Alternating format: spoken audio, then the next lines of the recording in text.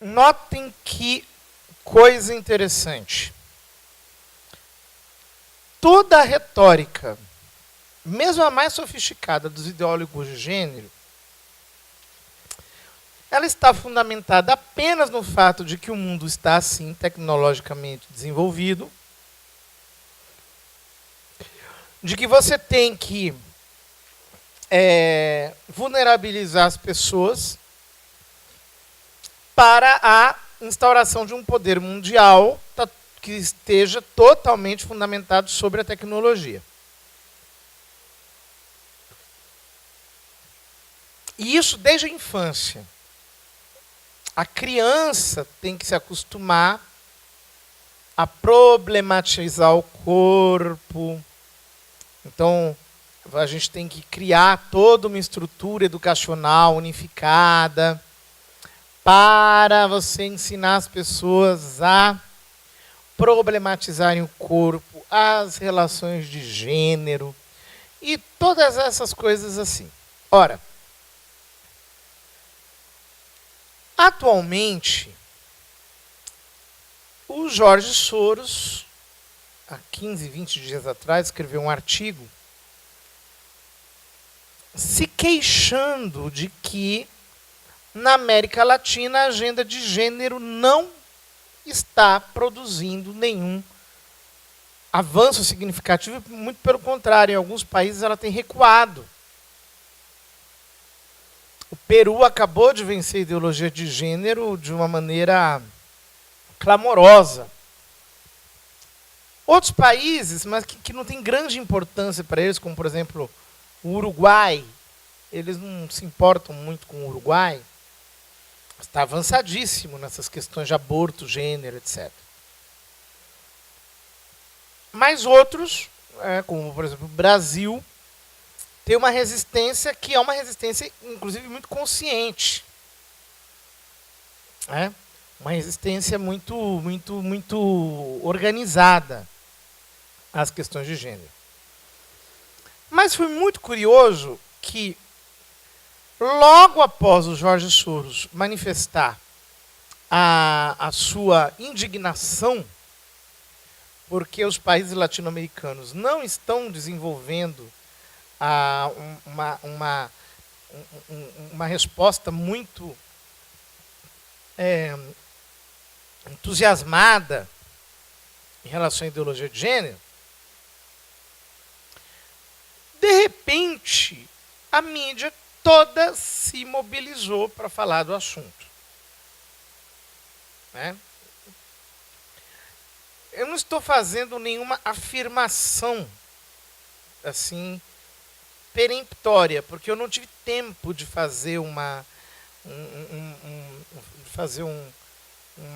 rastreamento, Aquilo que se diz em inglês follow the cash.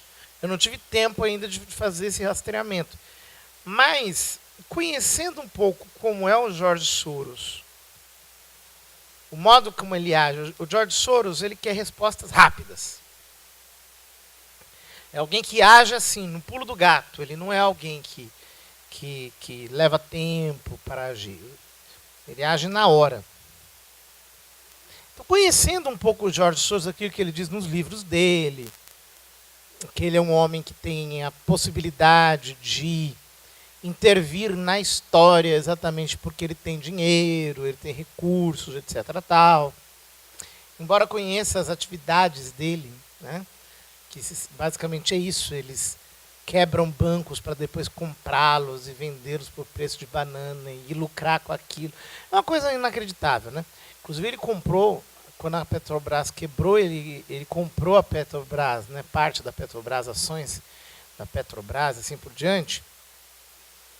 Eu apostaria que isso não é algo meramente espontâneo. Nós já sabemos que a Fundação Ford, que está por trás de todas as organizações que colonizaram as Nações Unidas de ideologia de gênero e que paga os estudos de gênero no mundo inteiro, é o grande motor de que tudo isso chegue até nós. Mas, em todo caso,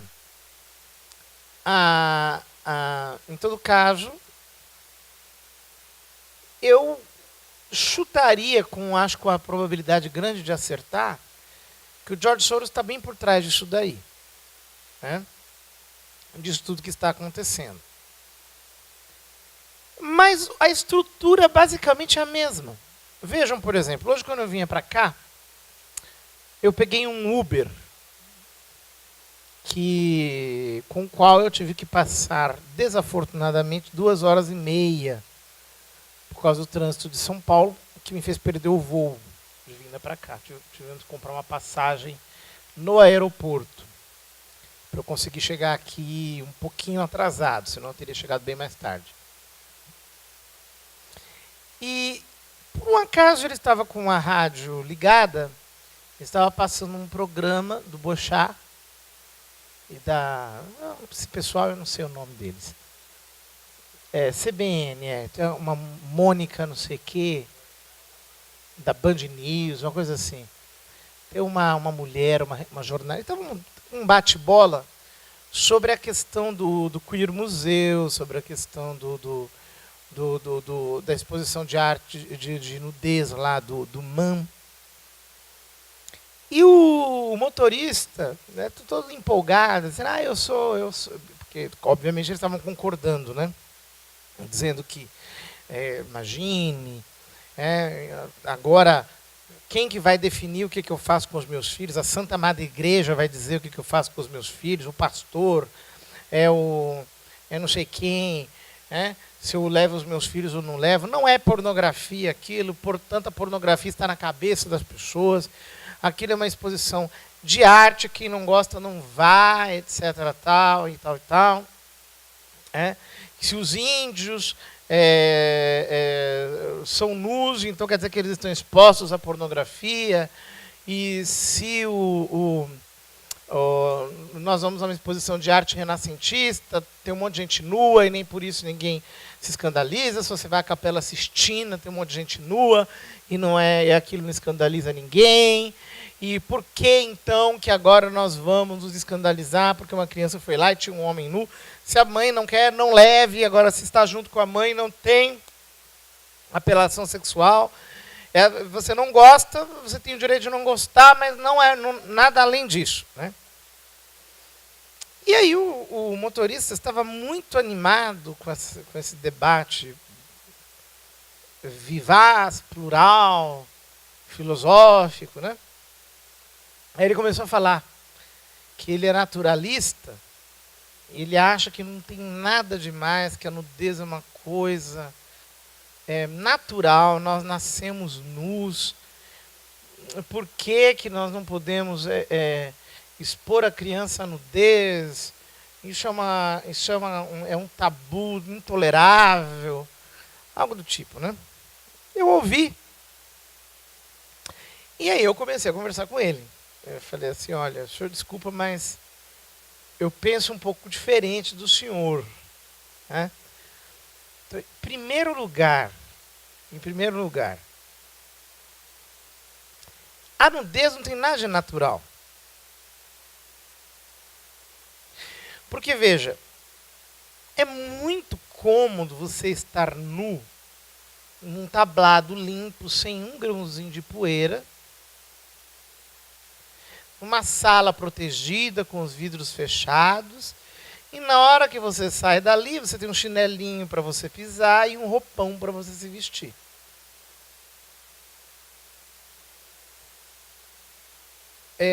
Eu quero ver você ficar nu na floresta amazônica. Eu quero você ficar nu aqui na Cantareira, bem no meio do surto de dengue. Aí eu quero ver você ficar nu. Ficar nu na praia de nudismo é para os fracos. Eu quero ver você ficar nu no asfalto da Avenida Paulista, meio-dia. Descalço. No azulejo, tudo bem. Então, todo esse discurso de que aí, essa coisa dos índios, os índios, eles não são, a nudez não é um valor para os índios. Eles não estão nus por causa da nudez, é por falta de tecnologia, eles não aprenderam a tecer. Claro, depois vieram os antropólogos e ensinaram para eles que eles têm que conservar aquilo, etc. Tal. Mas índio odeia mato. Eles passam o dia inteiro trancados naquela oca. Eles só saem dali para caçar alguma coisa para comer, mas na hora que eles podem, eles colocam uma bermudinha, uma camiseta, porque a nudez é perigosa.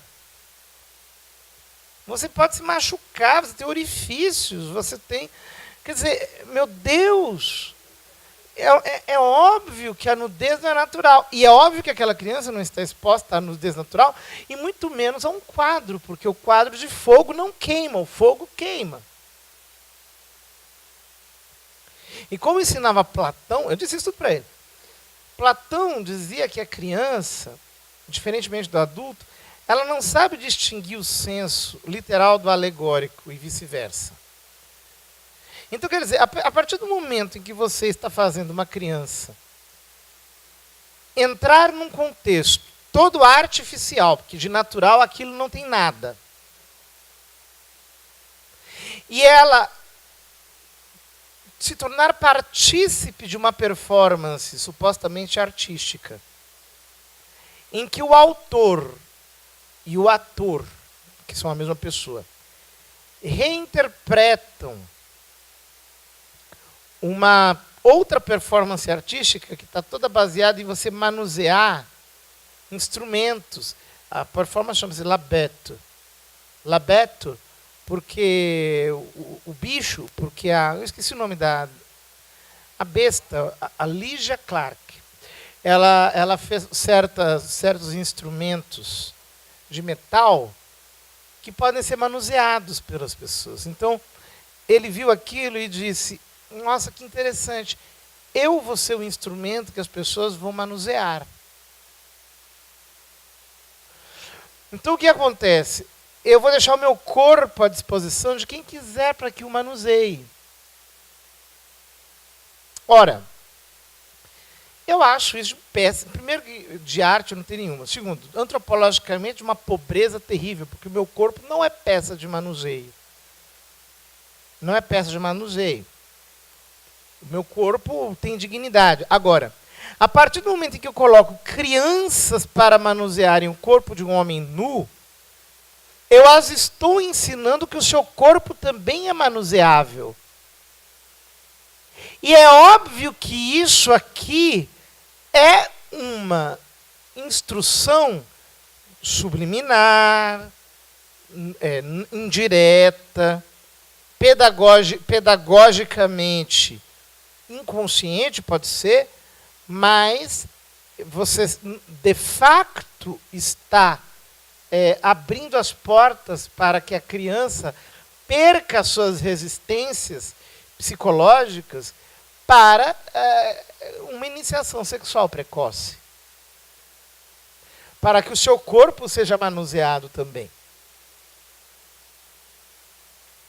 E é óbvio que com isso você está passando para a criança algo de uma agressividade extremamente violenta. Por quê?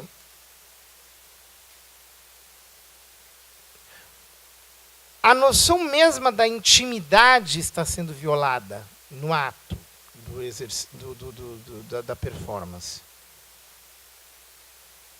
Você está permitindo que uma criança desconhecida toque o corpo de um homem adulto, nu, desconhecido, de tal modo que a noção autorreferencial de intimidade, que está na base da autoestima, de tudo mais.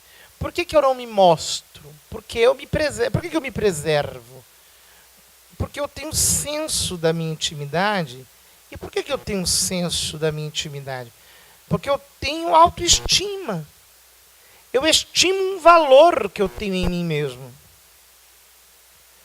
A partir do momento em que uma criança vestida é convidada, encorajada a vencer, na verdade ela não venceu, o vídeo mostrava alguém extremamente constrangido, a tocar um homem nu, adulto desconhecido,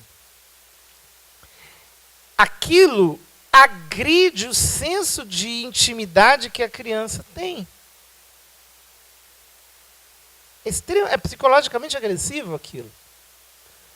Você está levando a criança a sepultar a sua própria intimidade. E é claro que você está iniciando numa antropologia muito baixa, em que o corpo humano tem muito pouco valor. É um objeto. É apenas um objeto que pode ser manuseável. É isso que a sociedade está sentindo quando ela vê esse tipo de fenômeno. Só que acontece o seguinte, que a sociedade não tem a obrigação de dizer isso com essa clareza. Porque a sociedade não tem o preparo filosófico para dizer isso com essa clareza. Por exemplo, a recém-celebrizada Dona Regina, que enfrentou aquela caterva de atores, né? Ela seria fantástico se ela chegasse e dissesse para aquela fulana, né, que estava capitaneando a coisa, dissesse para ela, assim, olha minha filha, essa nudez não tem nada de natural, é muito fácil você estar pelado em cima do azulejo, eu quero ver você ali, saindo dali, ele tem um chinelinho, tem algo para proteger, a gente nasce nu, mas fica 30 segundos nu, já vem logo alguém te enrolar com uma toalha. Não vem com essa história não, a criança estava num ambiente que de natural não tem nada, aquilo é extremamente artificial. Dissesse assim, em 30 segundos, e chegasse e dissesse, olha, desculpa, mas a ideia artística que está por trás é uma performance de manuseio. Quer dizer que o corpo é um objeto, o corpo do artista é um objeto que pode ser manuseado. É isso que você está ensinando para essa criança, que o corpo dela também pode ser manuseado. Como é que isso não abre porta para abuso ou para qualquer outro tipo de desvio? Você me diga agora, minha filha. Pronto, calaria a boca, ficava todo mundo constrangido, não sei o que fazer, não sei o que fazer. Agora tem um outro elemento, que o Pascal Bernardin descreve muito bem no livro dele, Maquiavel Pedagogo, que é o seguinte, você precisa dessensibilizar moralmente a pessoa. Mas o que você faz? Olha o nível da agressividade. Primeiro, hoje inclusive eu compartilhei no Facebook a entrevista do autor daquele livro, que é o Manifesto Pornoterrorista, em que ele fala da utilização da pornografia, cifrada ou não, como elemento para vencer a resistência moral das pessoas. Então, em primeiro lugar, porque com esse argumento de que a nudez é natural, o sexo também é natural.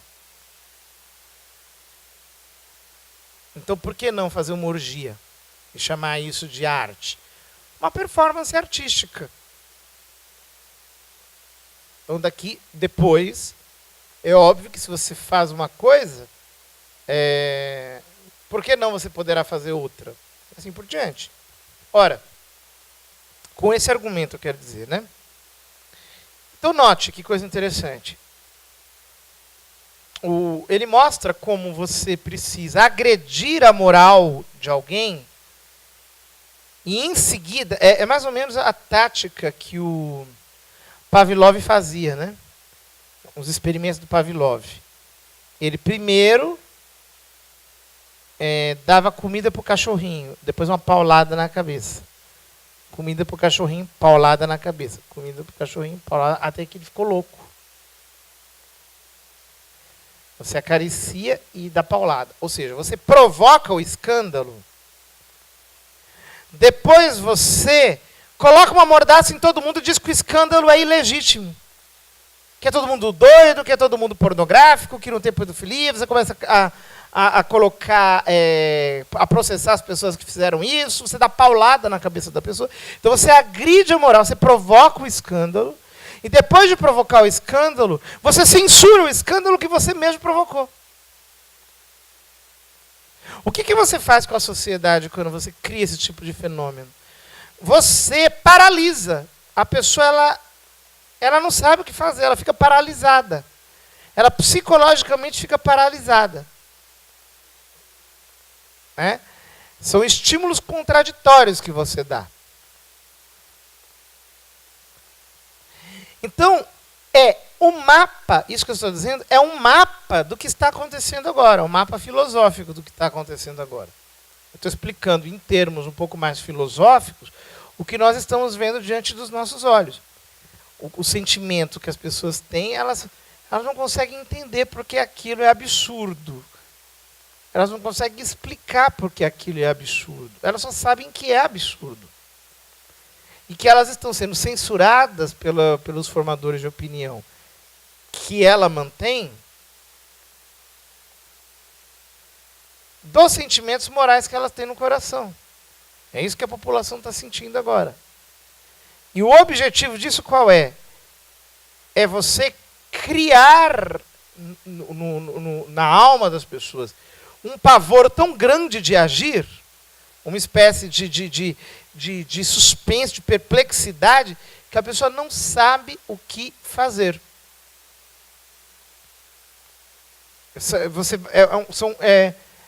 É o estímulo censurado depois. É o estímulo censurado depois. Né? Por isso que nós precisamos, mais do que nunca, eu já vou abrir para perguntas. Eu estou encerrando um pouquinho isso que eu estou falando aqui agora. Por isso que nós, nesse momento, inclusive eu acho que não é possível, nesse caso, dessas exposições, dessas coisas todas, não é possível a gente aplicar a lei. Em muitas dessas situações não será possível. Porque tudo é feito com muita cautela, calculado para você não ir além de uma determinada demarcação legal. Então, quando você chega até um certo ponto, eles vão apelando, até que chega uma hora em que você não consegue nada, a coisa se volta contra você. Mas algo que nós podemos fazer é não deixar os valores morais da população ficarem como que trancados numa panela de pressão. Nós precisamos dar desafogo aos sentimentos morais. As pessoas estão fazendo isso através das redes sociais. E isso tem que ser incentivado. Minha gente, olha, semana passada, eu nunca fui ninguém no Twitter. No Facebook eu até sou alguém, mas no Twitter nunca fui. Eu tinha 600 e poucos seguidores. Não, 6 mil e poucos seguidores no Twitter. Né? Eu simplesmente coloquei uma frase no Twitter. Depois da coisa do Fantástico, da reportagem do Fantástico. Eu coloquei assim: de que serve o Criança Esperança? Eu estou com quase 10 mil seguidores. Subiu.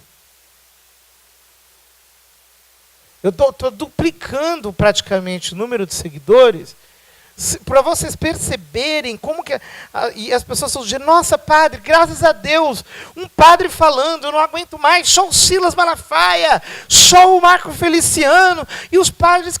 Todo mundo assim, porque as pessoas precisam desafogar os sentimentos morais.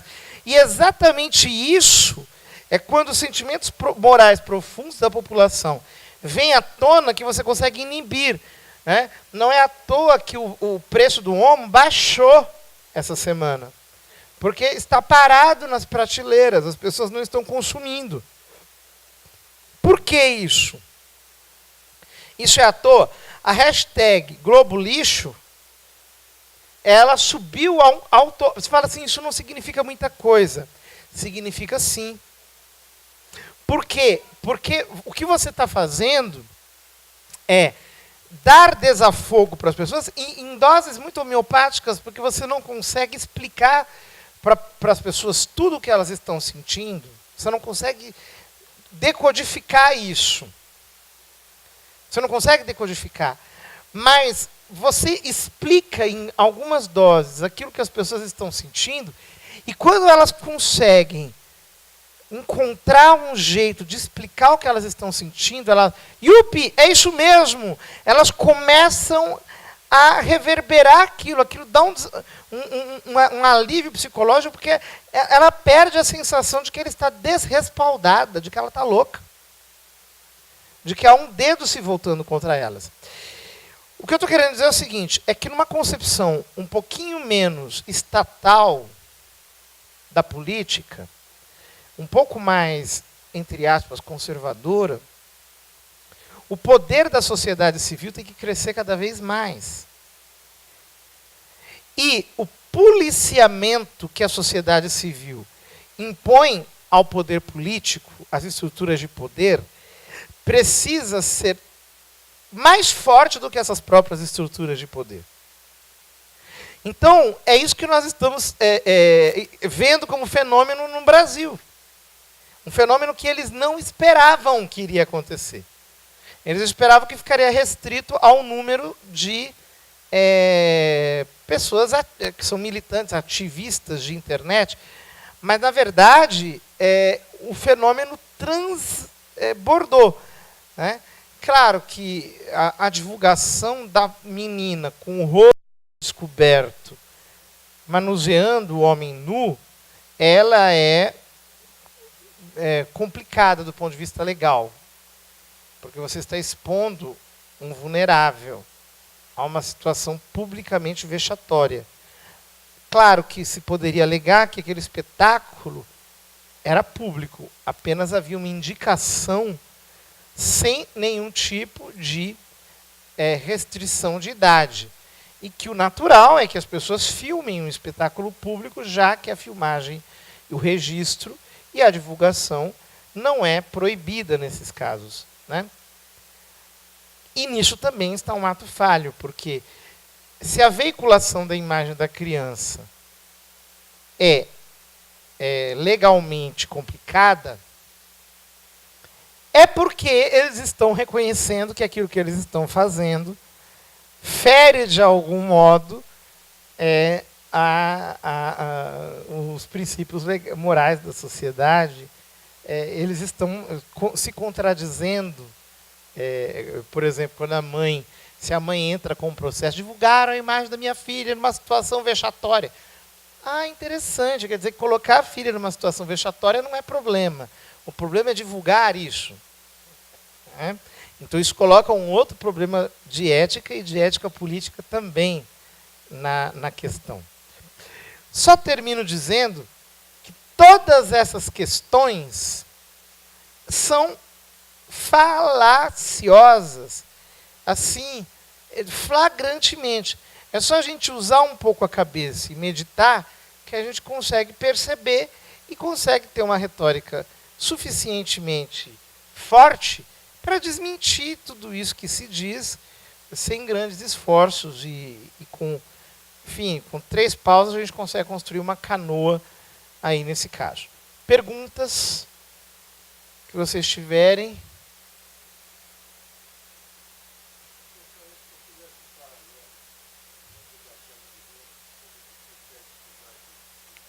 Uhum.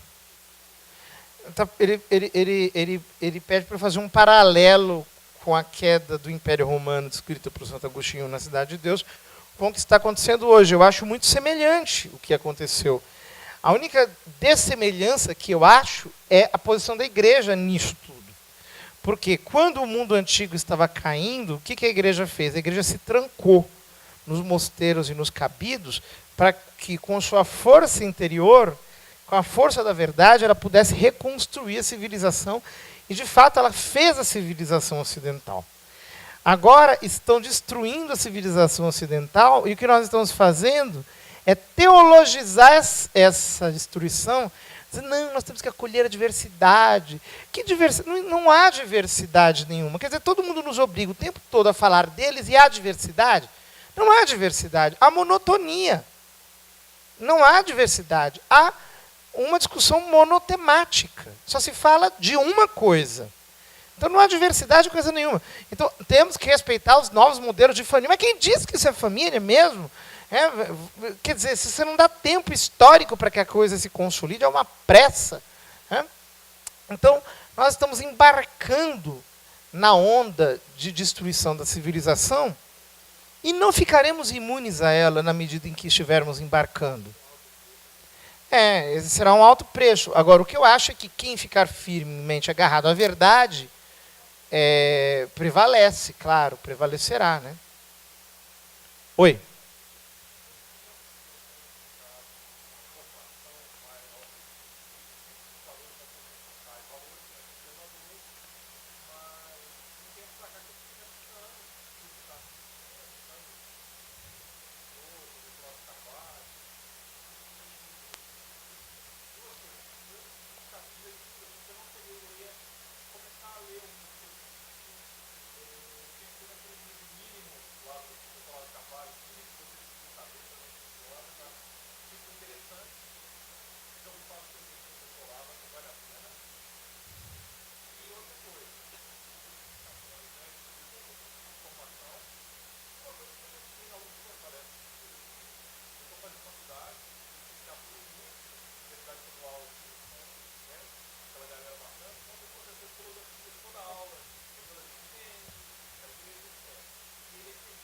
Uhum.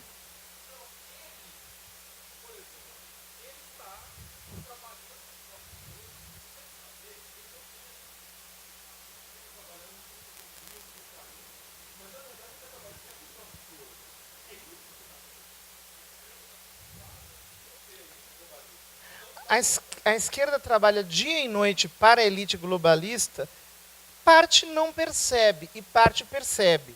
Né? Há pessoas na esquerda que dizem assim, que são conscientes, nós estamos trabalhando para a elite globalista, mas nós iremos vencê-la. Outros que são inconscientes e outros que, de fato, já desencantaram com... Como não acredito em, como a esquerda dissolve, né? Toda a filosofia marxista, ela só serve para uma coisa, para te jogar no ceticismo mais absoluto. Você não acredita mais em nada. Só acredita na vontade de poder. Então, você, com uma visão completamente desencantada da realidade, você consegue, no final do túnel, se apegar, por exemplo. Bom, essa gente está dando as cartas, eles têm os valores de vanguarda, não adianta resisti-los, vamos nessa. E assim por diante. Aquilo vira só uma utopia. Né? Nós temos que ter utopia, etc. Utopia, mas você cai no desencanto. Né?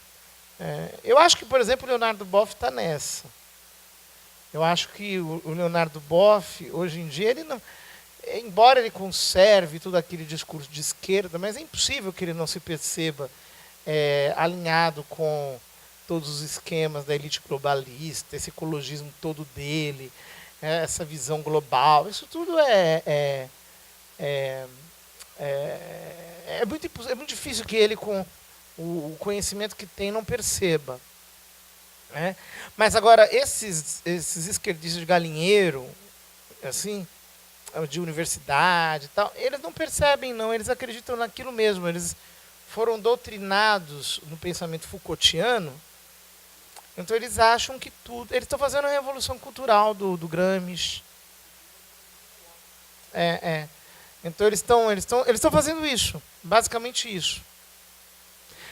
Bibliografia depende um pouco do que você quer. Sobre gênero, filosofia geral.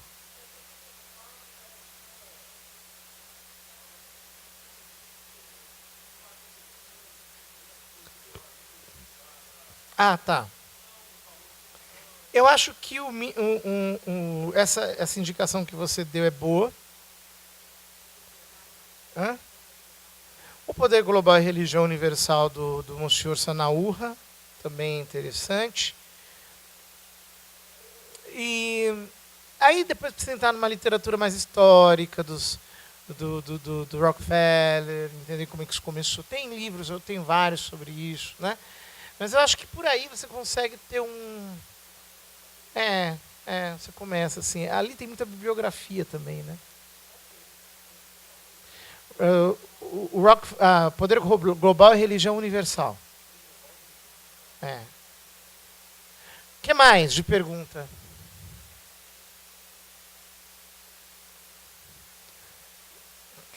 Mais alguma pergunta aqui? Oi. Pergunta?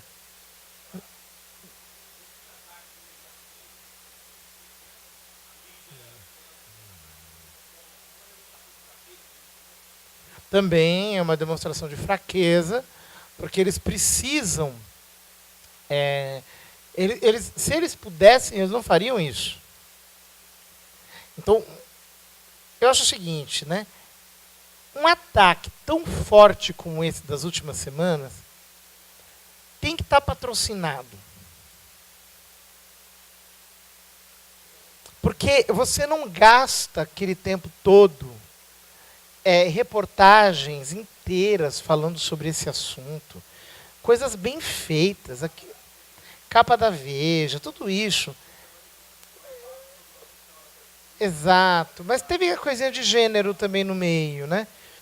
Então, você não faz aquilo tudo sem capital.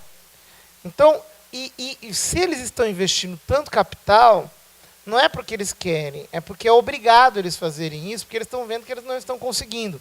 Quer dizer, o George Soros, ele tido uma reunião lá com a turma das fundações, falou, e aí, gente, como é que está indo? Você não está sabendo? Está uma desgraça lá na América do Sul. Os índios lá embaixo estão com 3 pauzinhos, estão fazendo um transatlântico, estão acabando com a gente. Não estamos conseguindo nada. Falou, como é possível? Pá, vou escrever um artigo agora e vamos liberar recursos. Porque isso funciona mais ou menos como aconteceu da época do ciclo do ouro aqui em Minas Gerais. Quer dizer, todo mundo vem para trabalhar porque tem ouro. A corrida do ouro.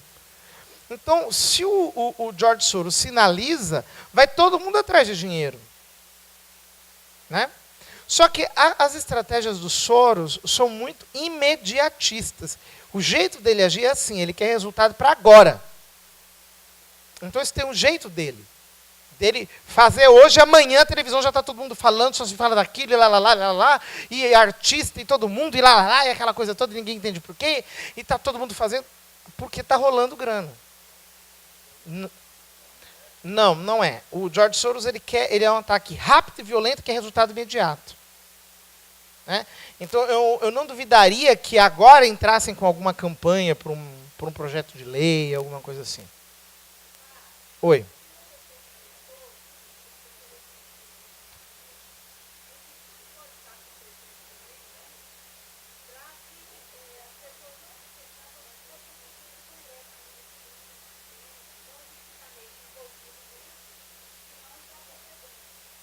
Eu não acredito, porque essa gente todinha está querendo derrubar eles querem derrubar o governo atual, porque o governo atual não está sendo tão avançado como eles gostariam. Então toda essa turma faz campanha contra eles.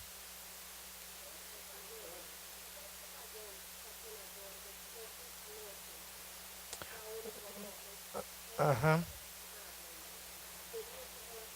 Também.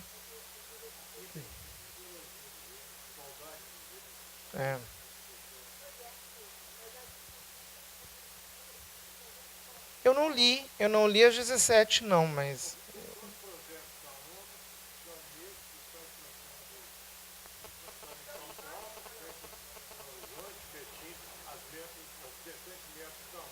então sim, as das 50 metas tem uma sobre igualdade de gênero,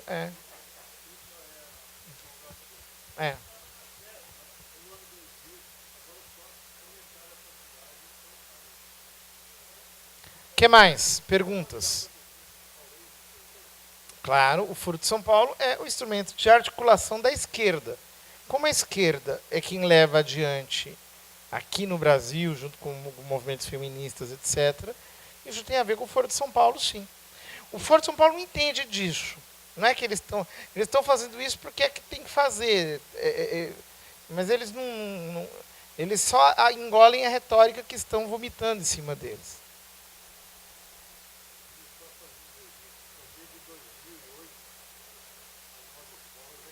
A nova escola é totalmente nessa linha.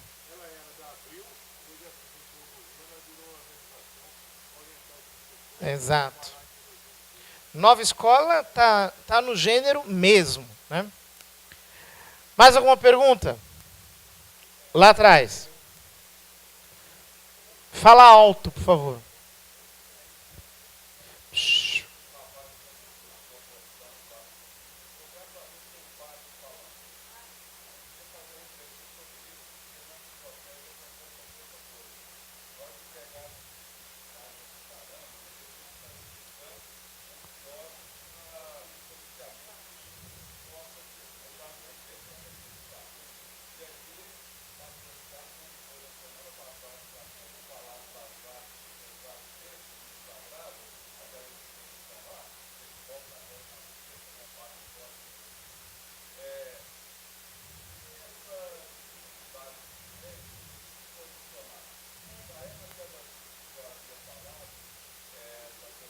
É exatamente. Aquilo mesmo. Aquilo ali é o anestésico dos anestésicos, né? Vamos lá, o que mais?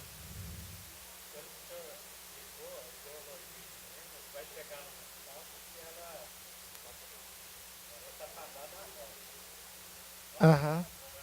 Não é que ela está fadada à morte. É que assim, chega um momento em que ela está instalada. Mas ela não se mantém sozinha. Você tem que ir criando outros instrumentos de engenharia social.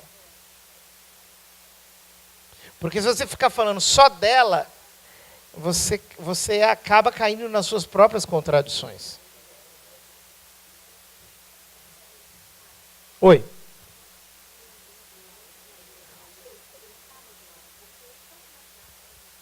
Uhum. Ela pergunta do Estado Islâmico. O Estado Islâmico é uma força. É uma das forças que pretendem o Islã como um todo, né? Não só o Estado Islâmico. É uma das forças que é a mais antiga.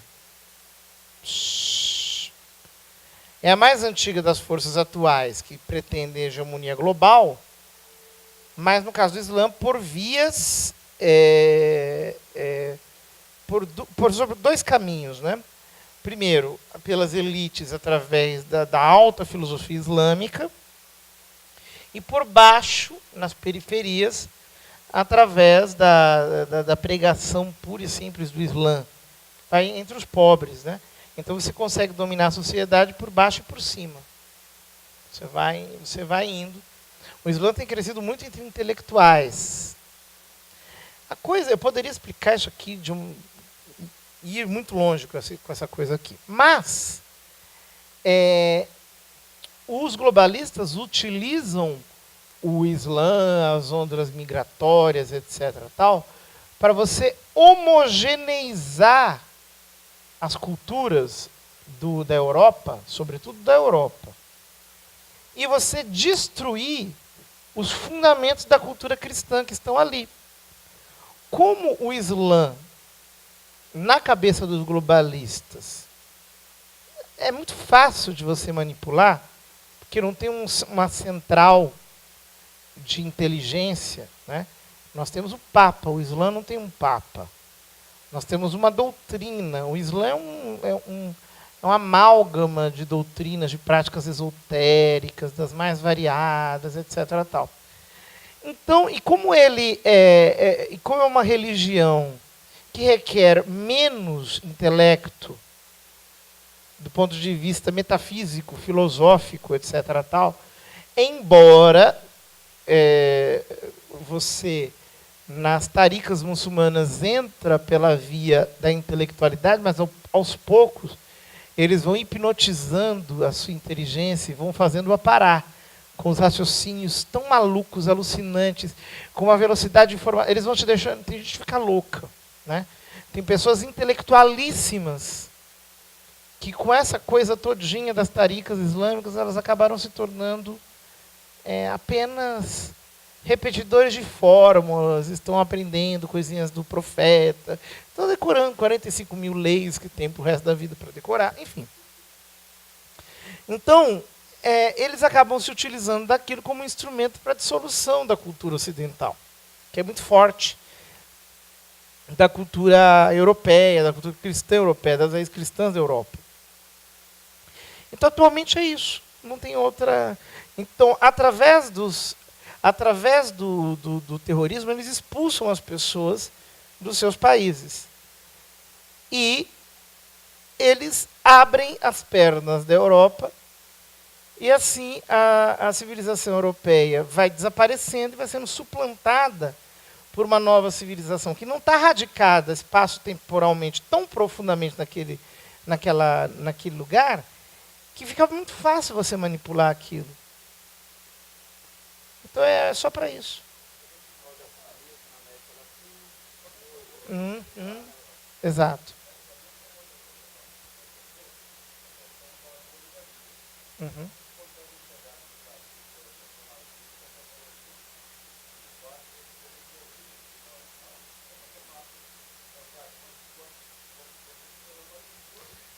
Exatamente.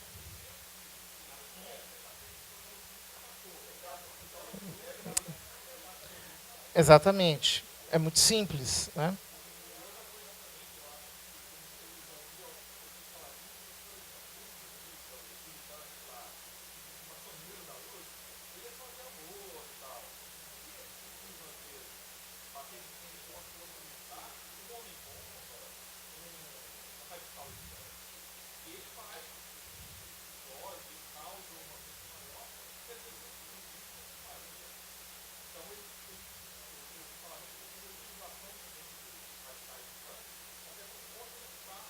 É.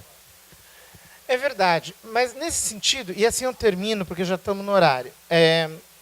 O que eu acho é o seguinte, a nossa situação no Brasil agora é uma situação muito delicada, porque vejam, o que acontece? Nós estamos no momento adequado para mudar a chave do Brasil, para dar uma guinada, fazer aquilo que nunca foi feito na história, que é uma verdadeira transformação brasileira. Mas o que acontece? Porque qual que é a situação no Brasil? A esquerda não tem mais intelectuais de grande envergadura. Está totalmente desvirilizada. Ela não tem mais moral pública e privada. Ela ficou totalmente à mercê. Eles não estão desbaratinados e não conseguem se organizar do modo adequado. Inclusive na igreja, as forças deles estão muito inexpressivas, não conseguem mais. O povo, que tem valores, chamem como quiserem, conservadores, de direita, sei lá o quê, né? O povo não encontra liderança em torno de que se possa de verdade aglomerar. Aquilo que existe enquanto liderança, entre aspas, no Brasil, não possui as qualidades intelectuais necessárias e também as qualidades expressivas e comunicativas necessárias para conseguir espontaneamente gerar uma coalizão consciente e inconsciente de todas as pessoas. Então nós estamos no momento certo, mas nós não temos as pessoas certas. Então, essa que é a nossa situação. Então nós nessa fase em que estamos agora, o que pode, qual é a única perspectiva de futuro que nós temos?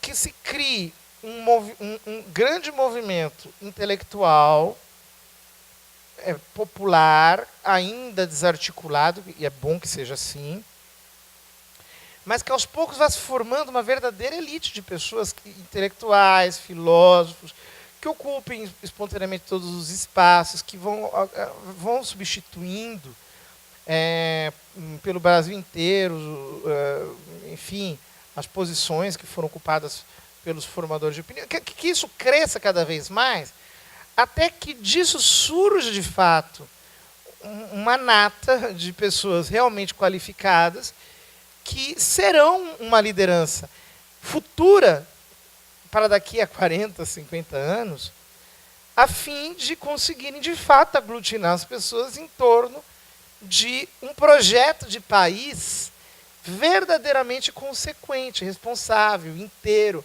para que tenha uma visão do Brasil. O problema é que a nossa inteligência foi tão prostituída que nós não nos enxergamos mais como país. A nossa visão, a nossa autocompreensão não existe. E todas as, entre aspas, lideranças que estão aí à disposição, elas não têm os qualificativos para criarem isso. Não é que estão contaminadas, é que não tem ainda. Tem gente boa, tem gente legal, mas não tem força suficiente de vencer o estamento burocrático. Não tem força, por exemplo, quer dizer, o que adianta, por exemplo, você, nesse momento, ter o cara certo numa posição-chave do governo, por exemplo? O que adianta? Se todas as estruturas universitárias, midiáticas, de formação de opinião, todas elas estão dominadas. E o estamento burocrático inteirinho, a máquina estatal, está tudo dominado. O que vai acontecer? Aquilo tudo vai trabalhar contra você. Entendeu? Então, essa solução não soluciona. Além das soluções psicóticas que as pessoas têm. Vamos voltar à monarquia, vamos voltar... Quer dizer, família real... tá. Enfim, e por aí vai. Quer dizer, são forças que não querem assumir o protagonismo histórico. Quem quer assumir o protagonismo histórico faz o que agora? Bate a mão no peito e vai dizer... Então, vai lá e faz. Quem quer assumir o protagonismo histórico... Então, não aparece. Né? Então, quando terminou a eleição de 2014, havia gente que poderia fazer isso. Mas as pessoas resolveram recuar. Então, não adianta. Né? Então, por exemplo, em 2015, quando o povo saiu às ruas em massa, a população se tornou uma massa autoconsciente. Nós sabemos o que nós queremos. O que nós queremos é isso, isso, isso e aquilo. O que aconteceu? Imediatamente se entregou aquilo para a classe política, que era a classe contra a qual o povo estava se manifestando. Resultado, todo mundo caiu. Vocês entendem? Então, quer dizer, nesse estado em que nós estamos, é um estado de perplexidade em que você não sabe exatamente o que pode acontecer. É por isso que nós estamos num momento adequado, nós podemos crescer, nós podemos nos multiplicar. Se vocês fizerem um trabalho legal aqui, se vocês não vierem apenas assistir palestra, mas vocês também falarem sobre isso, falarem sobre família, falarem sobre gênero, falarem, difundirem, nem que seja para 4, 5, nem que vocês tenham que pagar para a pessoa assistir a aula de vocês. Mas vocês falam, vai criando uma onda. Então, o momento é adequado. As pessoas não estão aí e nós não sabemos como elas podem aparecer.